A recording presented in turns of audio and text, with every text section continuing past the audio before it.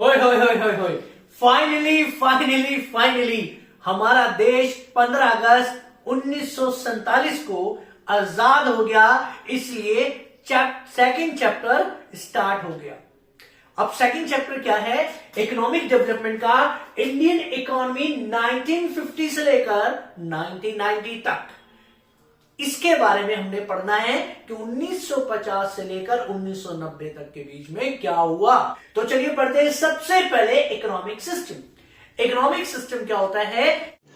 तो रुको जरा, सबर करो। कि देश के अंदर जो फैक्टर्स ऑफ प्रोडक्शन है, जो मीन्स ऑफ प्रोडक्शन है, उसको कौन कंट्रोल करेगा। तो यहां 3 तरह के इकोनॉमिक सिस्टम हैं पूरे वर्ल्ड में। एक है कैपिटलिस्ट इकोनॉमी, एक है सोशलिस्ट इकोनॉमी और एक है मिक्स्ड। सबसे पहले if you talk about capitalist economy, तो कैपिटलिस्ट इकोनॉमी के अंदर मीन्स ऑफ प्रोडक्शन को कंट्रोल किया जाता था बाय प्राइवेट सेक्टर। यहां पब्लिक सेक्टर का कोई रोल नहीं होता था। अब सोशलिस्ट इकोनॉमी क्या होती है? सोशलिस्ट इकोनॉमी में मीन्स ऑफ प्रोडक्शन पर अधिकार, कंट्रोल सिर्फ और सिर्फ होता है गवर्नमेंट पब्लिक सेक्टर का। और थर्ड, दोनों मिक्स्ड। हमारे देश ने मिक्स्ड इकोनॉमी को एक्सेप्ट किया और यहां पर हमारे देश के प्राइम मिनिस्टर उस टाइम जो थे श्री पंडित जवाहरलाल नेहरू, उस टाइम बहुत ज्यादा कंफ्यूज थे कि हम कौन सा इकोनॉमिक सिस्टम इंडिया के लिए लेकर आए, कौन सा बेहतर रहेगा। तो उन्होंने स्टार्ट किया कि हम दोनों को लेकर चलेंगे, हम प्राइवेट सेक्टर को भी लेंगे और गवर्नमेंट सेक्टर को भी लेंगे। इसीलिए यहां मीन्स ऑफ प्रोडक्शन को कंट्रोल कर रहा था public sector and private sector. Get it? हाँ। अब प्रॉब्लम्स तो आएंगी। इकोनॉमिक सिस्टम चाहे वो कैपिटलिस्ट हो, चाहे वो सोशलिस्ट हो, चाहे वो मिक्स्ड हो, प्रॉब्लम तो आनी है। हर एक देश में जो प्रॉब्लम आती है इकोनॉमिक सिस्टम के सामने, उसको कहते हैं सेंट्रल प्रॉब्लम। इंडिविजुअल के सामने आती है तो इकोनॉमिक, लेकिन देश के सामने जो प्रॉब्लम आती है दैट इज सेंट्रल प्रॉब्लम, जो आपने 11th क्लास में भी पढ़ा था। तो सेंट्रल प्रॉब्लम क्या थी? What to produce, how to produce and for whom to produce.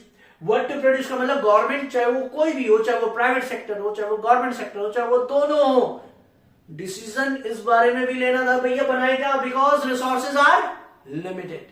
हर देश के पास रिसोर्सेस लिमिटेड है, तो उसे इस बात का डिसीजन लेना था कि भैया क्या बनाए।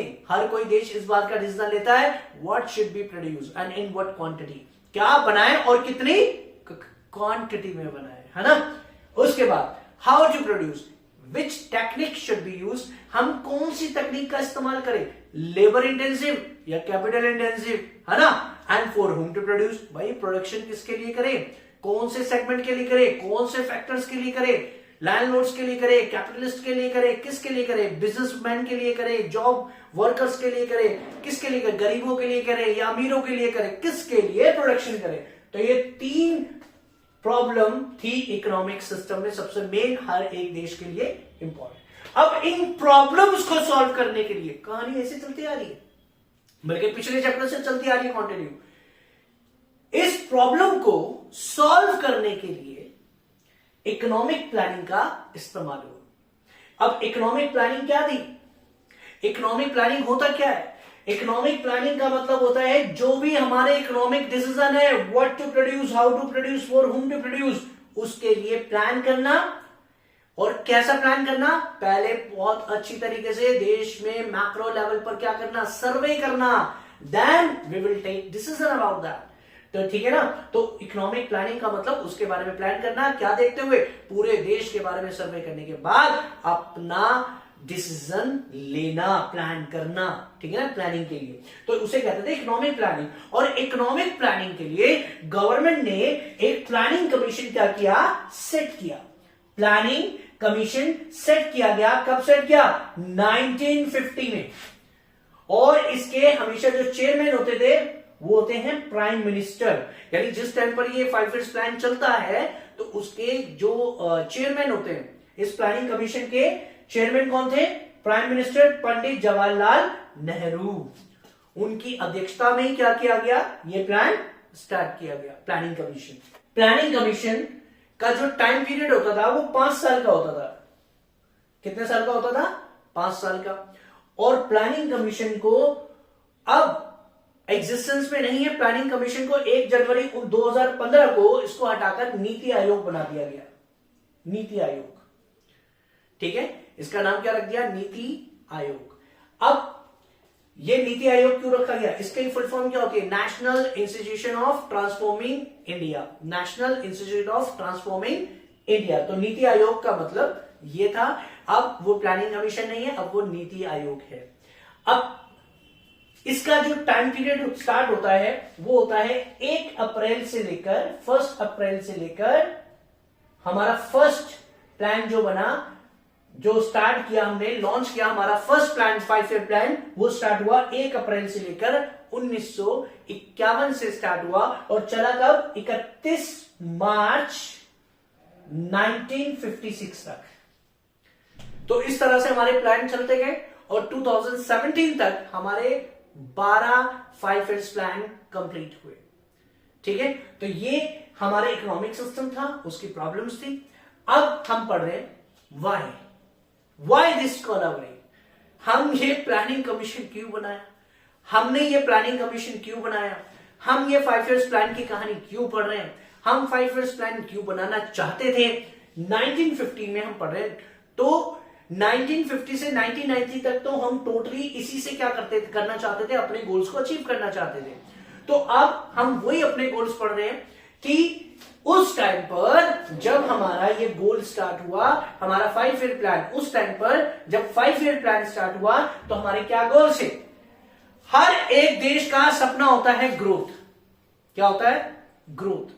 अब हमें ग्रोथ करनी थी, और ग्रोथ क्या होती है इसके बारे में जानना जरूरी होता है। किसी देश का फिजिकल आउटपुट लगातार बढ़ता है, इंक्रीज होता है, तो हम उसको कहते हैं कि उस देश की ग्रोथ हो रही है। ठीक है, तो उसे कहते हैं ग्रोथ। तो यहां पर जो ग्रोथ है उनका मकसद क्या था कि अपने देश की कैपेसिटी को, यानी प्रोडक्शन करने की कैपेबिलिटी को बढ़ाना है, तो उसे कहते हैं ग्रोथ। और ये 5 ईयर्स प्लान का गोल था कि किस तरह से हम अपने देश की क्या करें, जीडीपी को, फिजिकल आउटपुट को क्या करें, इंक्रीज करें, कैपेबिलिटी को क्या करें, बढ़ाएं। ये हमारे देश का गोल था, है ना? हाँ, गोल था।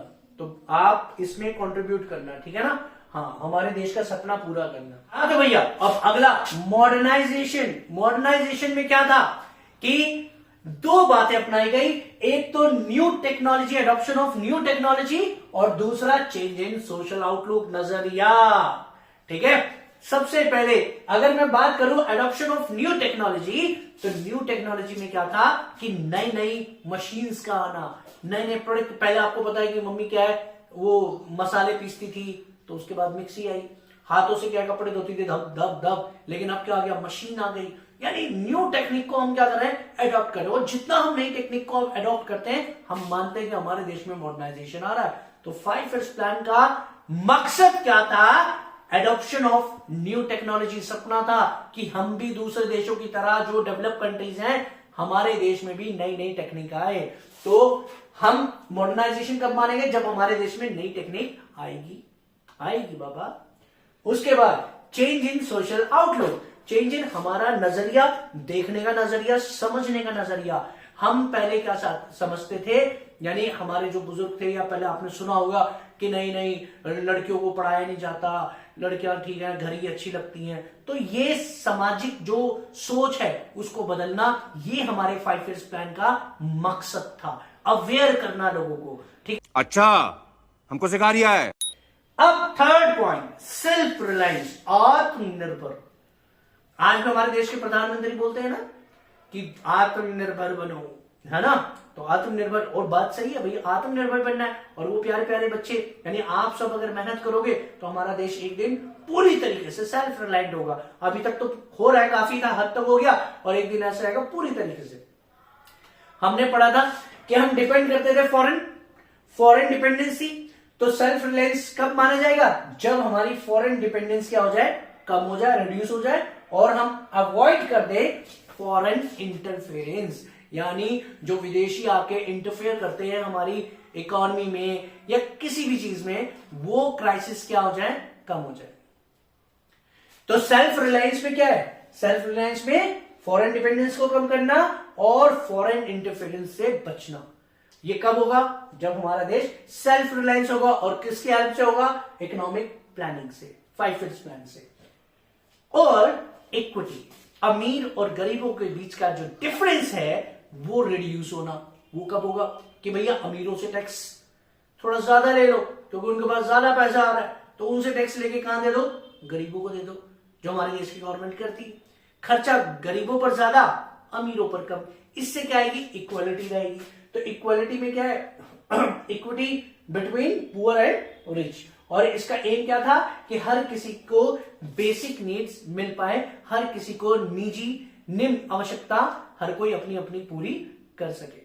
तो आपको समझ आया, हमारा देश सोने की चिड़िया था, अब वो चिड़िया रह गया। अब चिड़िया को दोबारा से सोने वाली बनाना है। सोने वाली वो नींद वाली नहीं, सोने गोल्ड वाली बनाना है। और गोल्ड वाली बनाने के लिए हमें प्लानिंग करनी पड़ेगी, है ना? तो प्लानिंग हम कर रहे हैं, लेकिन क्या हुआ था और आगे क्या हुआ था, क्या हम अपने गोल्स को अचीव कर पाए, नहीं कर पाए, ये हम नेक्स्ट वीडियो में पढ़ेंगे। जब तक goodbye, tata, take care, thank you so much.